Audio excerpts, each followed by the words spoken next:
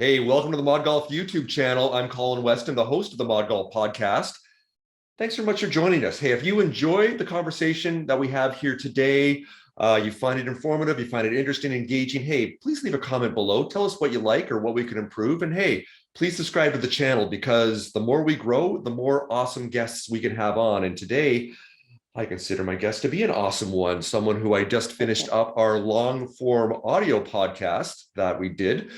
And I've got him back on our YouTube channel now. And I'm not going to ask the same questions we had over there because otherwise, why would you be encouraged to go and listen to that conversation? So pull up on screen here. And that is Matt Reagan, who is the co-founder of Operation 36 Golf. So Matt, hey, good to see you once again. How's it going? Doing great. Thanks for having me on again, Colin. Absolutely. Absolutely. So, hey, we talked about your why, what you do with Operation 36, how the partnership you had when you became part of the Golf Genius software family. So we've had those conversations. So we're going to mix it up and do something a little bit different here. So as we get started here for our viewers, why don't you actually give us the elevator pitch? Why don't you let them know with Operation 36 what you do and why you do it? Yeah, absolutely. So Operation 36 is a developmental golf program and technology to make it a motivating experience to get into the game of golf. So our role is to connect someone from their first round and get them confident enough that they're going to go pay for a tee time at the club. And, you know, we've been referred to as kind of the karate of golf or the gymnastic system of golf, of getting somebody in and making it motivating. And our big belief, Colin, and what our big mission is to introduce 1 million new people to the game and to create 1 million golfers. So that's what we are doing, and we're actually measuring it with our technology. So we're one of the few companies in the country that can measure someone from their first round until they can shoot par from a full tee box. But we're measuring golfer created as, can we get them on the course playing 9 holes and they shoot 36 from our Division 1, 25 yards away from the green. And if they do that, we're going to say that they had a positive experience with golf, and they're going to come in and they're going to continue in their journey. So that's the elevator pitch. Love it, love it. And as you're scaling here, of course, with the technology fuel that Golf Genius software provides, I've got it up on screen here, but let's see how well you know your own data here without cheating. So, what are your metrics right now as far as how many states or cities are you in? How many kind of activations do you have, and how many golfers do you consider as part of your community? Yeah, so we're right around 650 program locations. I believe we're around 10 countries from the last time I checked. I think there's 3 or 4. I think there's only 3 states we're not in, if I remember correctly, in the U.S., and that's where the core of our program locations are. And since we've started, we've had over 80,000 participants that have gone through the program so far and have joined the program. So we off to a great start, but a lot of work to do. A lot of work to do. Well, we're going to talk about the future because we did talk about the past and the present on the audio podcast. I was going to ask you this question that I was holding off earlier on, and that is a very simple one. Investors ask it all the time, of course. How do you guys make money? What was the business model originally? Because you're not a not-for-profit. So how do you go about making money? Who are your customers, and what is your pricing model? What can you share with us there? Yeah, so we have 3 stakeholders in this whole journey, right? We have the golf professional who delivers the program at a golf facility. We have the golfer who joins the program that the golf professional puts on. And then the golf facility, we really look as a stakeholder too, that if we're not creating golfers and driving engagement, we're not going to drive revenue to the facility. Those are the 3 that we look at. The business model, as you remember, when we were just coaching on our own and running our own program at our own location, we made revenue by people paying us to join the program. You know, just like you put your kid or daughter into gymnastics, karate, dance, swim as an after-school program, and you're paying monthly for that. That's how the golf professionals make money off our program. We help them fill that. But what we do is we package up the program, the technology, support, and we give every location that's out there a full-time PGA professional on our team that's there to help them develop and build and market and plan a successful developmental program with Op 36. So we're here to help them provide that experience. And we're almost like a player development team on their team. That's the way we look at it. And we sell Operation 36 to golf facilities and golf pros on an annual license currently. So it's $23.88 a year, so $2,400 a year. And they get access to everything. And then the way they benefit is they have a really strong business model, a consistent revenue model to drive revenue through coaching programs at their club that either get split kind of between the golf pro facility. It's really in how the facility is set that up. Gotcha. And one of the things we talked about earlier is the power of partnerships and how that the partnership you have with Golf Genius software is so beneficial that 1 + 1 really equals 5 or 8 in this case here. It really does. It is exponential.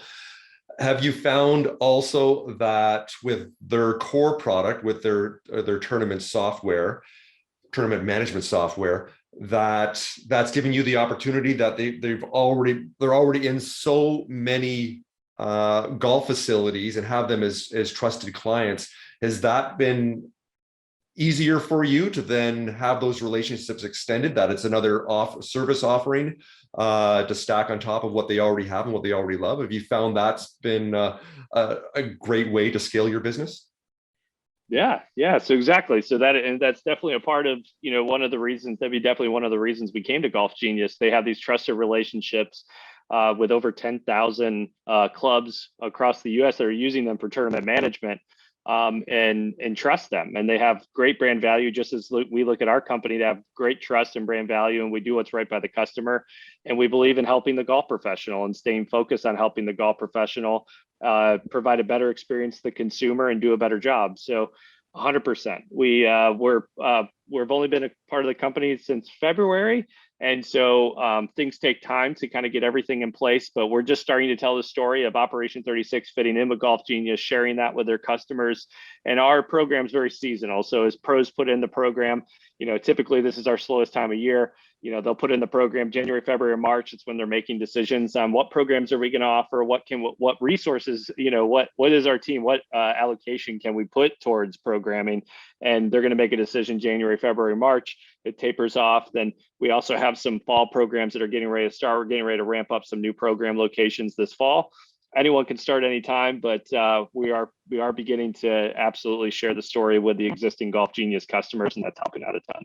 Got it. So you use the term sharing stories, and I love storytelling on the podcast here. So let's get some social proof here. And for our viewers here, share 1 or 2 stories of satisfied customers, whether they're players, whether it was when you were starting a couple of years ago, or even something recently, or even with some of the golf pros that you're helping kind of take to the next level. So yeah, why don't you share some stories that you have that make you smile? Yeah, we have plenty of them, and I'd say we start with the golf professional perspective. One of our beliefs is we want to be a partner with every golf pro, every golf facility, that we could drive a significant revenue item through coaching. So not only are we growing the game and getting more beginners in, but it can be lucrative, and it doesn't need to be expensive to the end consumer if you set it up in the right way. So one of my favorites is that, just outside my community that I live in, Holly Springs, North Carolina, there's a golf club called 12 Oaks, and there's Andrew Kiger. I went to school with Andrew at Campbell, and he taught on all his internships and knew he was going to teach. And he is an amazing coach. Worked in Charlotte for multiple golf professionals, and went out to start his own company. And he actually did it during COVID. And he went and got hired by 12 Oaks to become their academy director, or their PGA teaching professional, director of instruction, however you want to call it. And he was a little concerned about, how am I going to make ends meet when I'm trying to navigate this and figure all this out? And we went through the couple of months where everything went down, and then everyone started to realize that, oh gosh, golf is something we can do if we figure out the best way to do it.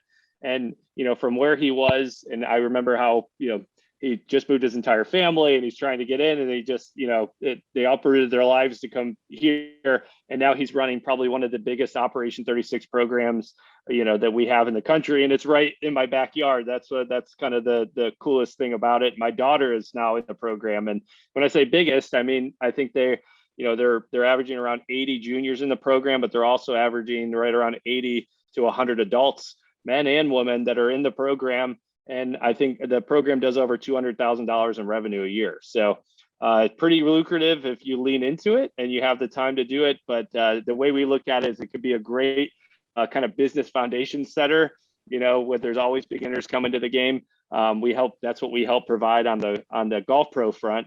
And then now, we are a developmental program. And the reason we say that is, we want to be the best introduction to game and get them connected and engaged in the game of golf, where they're coming out intrinsically wanting to play on their own, loving to go out, But if we do that right, they should continue in the sport. And the neat thing about Op 36 is we can track everyone's development over time, and we can see where they started in the technology platform, but literally from their first run to where they are today. And we can provide, tools actually to professionals to say, hey, here's a 7-year-old, and they want to play college golf. We can show them what track they're on. Are they ahead or behind? And, hey, they're ahead by 3 years. There's all these different things that we can see. Well, I've actually just, it's kind of hard to say, but we've been after this for like 12 years now. So some of the kids that we were teaching, when I was just coaching and we weren't licensing the program, have continued through that. And we've watched them. I had 3 that are close to me that are now, going to school and have college scholarships where, when they first started, they couldn't even break, 36 from 25 yards away. So those, just being able to see it kind of work, I guess, is the main thing. Because when you're trying to prove out a 10-year program to take someone from their first round to shooting par from a full tee box, it doesn't happen overnight. You have to see it, it's not an instant success. And so you have to track it over time.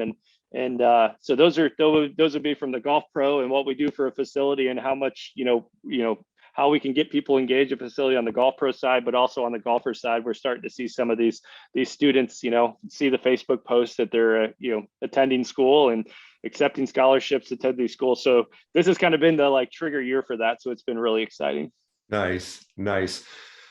So they talk about the multi-billion-dollar golf industry opportunities, and to engage and feel welcome more women and younger people, and also people of color. So how are you responding to that as far as your diversity, inclusion, and equity piece with Operation 36? Is that something that you're being intentional on, or is that just something that's kind of organically unfolding? So talk to that a little bit. Yeah, it's a great question. So organically, well, I'll touch on the first kind of some diversity and inclusion in golf. We organically started as a junior program that little by little over time, if we started being asked, what would you do differently for adults? What would you do differently, to bring folks in? And we said, nothing really. We really started to look at our brand and who we were. And we used to call ourselves a junior program, and now we're a beginner golf development program, right? We're the entry level for anyone who wants to get into the game. But organically, without us really trying to push any initiatives, because we don't have a really huge team to be able to do that yet. We have seen a huge growth in adults coming to the game around 35 to 40, kind of the starting, and then in the 40s, it's actually pretty. That's where most of our adults are, and out of those adults, 70% of those are ladies participants this year. So I think what that's speaking to is what we're doing is trying to look to how does someone want to learn the game that's less in, it's going to be less risky. It's going to make sense. It's going to get you in a group. It's going to make you feel comfortable. It's going to give you a clear plan and objectives to follow. And that seems to be, we're hitting on all cylinders there for getting ladies to the course and giving them an activity to do to learn the game of golf that they can play for a lifetime. So we're very proud of that. And we're just starting to have conversations now about how we lean more into that. Because on the flip side, on the junior side, we're actually seeing more that it's more male dominated.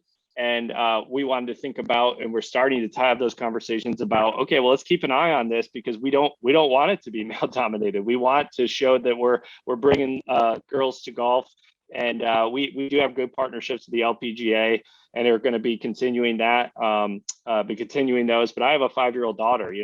I've everything in my power to make sure that she plays so we can play together later in life. I don't care if she plays competitively. I really don't want her to play competitively if she doesn't want to. I want her to just love playing with me. That's what I'm selfishly care about. So, this stuff's really important to us. And just on the diversity and inclusion front, it is also very important to us. We had some good talks with Mike and Chris at Golf Genius, which is also very important to them. And even on the quarterly call today. So I know we're going to get some support, and we're going to be able to do a lot more in the future. And that's part of the reason I was joining Golf Genius, to have the resources to really push some of those initiatives forward. Love it. Love it. Okay. Hey, to finish up here, I want to switch gears a little bit here, just as far as your entrepreneurial journey. A lot of people, they see whether it's Shark Tank and seeing, well, that's what entrepreneurship is all about. And we know it's not that. It's like that is glamorized and that's condensed down to this one moment. Entrepreneurship is hard. And it sounds like you've got a great partner still to this day with your good friend and co-founder, Ryan.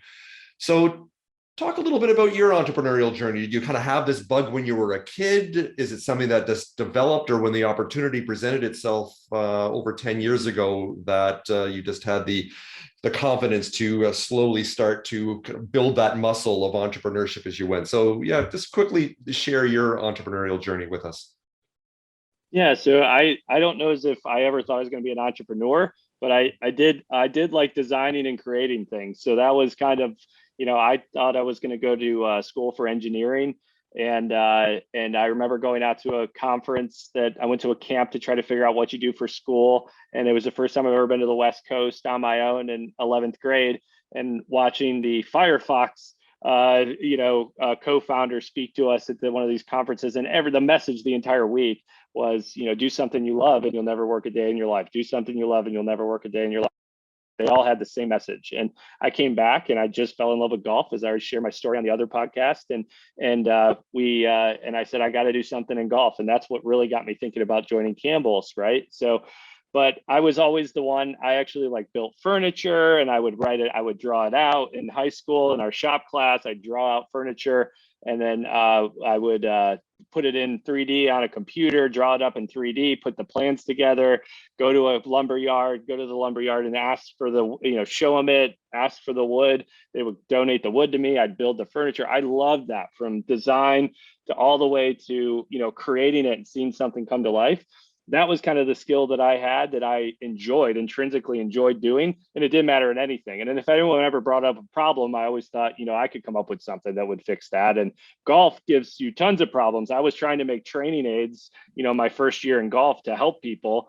And I didn't even know how to coach yet, or what was right or wrong, so that's kind of, I had a bit of that back in the day, but I never would have saw myself as an entrepreneur at all. I just, just kind of evolved, and we started doing things, and I didn't even call myself an entrepreneur. I still don't, I just, we're just trying to build, I'm a golf pro who happened to build a golf program with another amazing entrepreneur golf pro.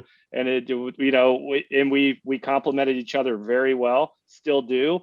He's the executor, and also very creative, and he's a better coach, and but we see it through the same lens of, this is what, how we think we can help the industry. And it's not like it doesn't feel it. I can't believe it's been 12 years, but that's kind of interesting. So I never really looked at myself as an entrepreneur. I call myself that. It's just, I feel like I'm a golf pro who's helping other golf pros and building a program. And now I'm a manager of a division of Golf Genius for Operation 36. I no longer, so it isn't as glamorous as you say. I really appreciate that note, but I don't know if that did a good job explaining it, or if that's what you were looking for, but yeah. No, there's some great nuggets of insight there that you provided there for everybody. Just to realize that you don't have to have everything figured out when you start.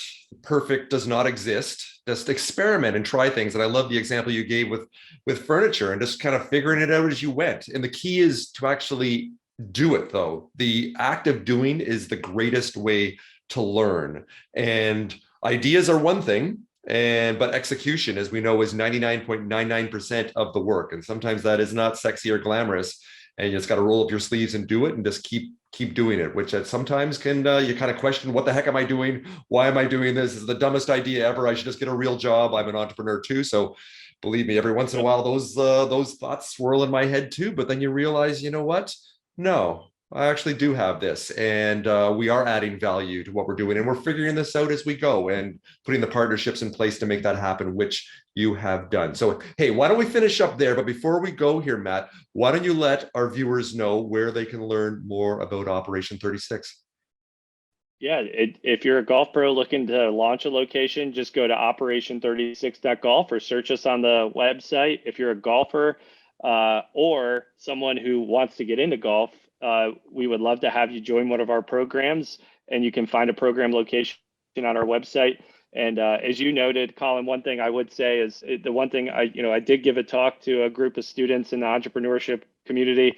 The number one thing that I look back is you absolutely nailed it, is we just never gave up. I think, we kept working out. I've been working on the same project for 12 years. So if you ask me a question about beginner golf, I can tell you exactly why we did it. I can go back to the thought exercise we put into it. And I think a lot of people give up way too early, I look at every year we do our starter kit. Every year we try to make everything better. We're working on the same exact thing. It's just, we're always trying to layer. How do we make it better? How do we listen to the customer? The more you do that over and over again, at some point, someone's going to reach out to you, and they're going to see the great work you're doing. But I would think the biggest muscle, if you're an entrepreneur, you need to flex, is when you feel that feeling, I should just stop doing this. Sometimes you should, but most of the time, if you really think you have something and everyone's telling you you have something great and you really change the world, we get told all the time, shooting 36, starting close to the hole, shooting 36 makes so much sense. And all we're doing is commercializing that, making it easier for people to lean into that, right? And we haven't given up on it. I've been working on the same thing over and over, and learn how to build a team, and you learn to do this, you learn how to manage and lead, and you continue to solve the problems. And that's what entrepreneurship's all about. So Love it. So, hey, why don't we finish up there? So, Matt Reagan, co-founder of Operation 36, which is now a division of Golf Genius Software. Thanks for both these conversations today. This has been amazing. So down below, I will include the links that Matt had just mentioned there, to make it nice and easy for everybody to check this out. And as I mentioned before, hey, if you enjoyed this conversation, please leave a comment. Please subscribe to the channel, because we got a bit of a mod golf movement going on here. We love to tell these awesome stories of people like Matt that are helping shape the future of golf. So Matt, hey, thanks again for joining me today on the Mod Golf YouTube channel. thanks, Colin. Thanks for what you do.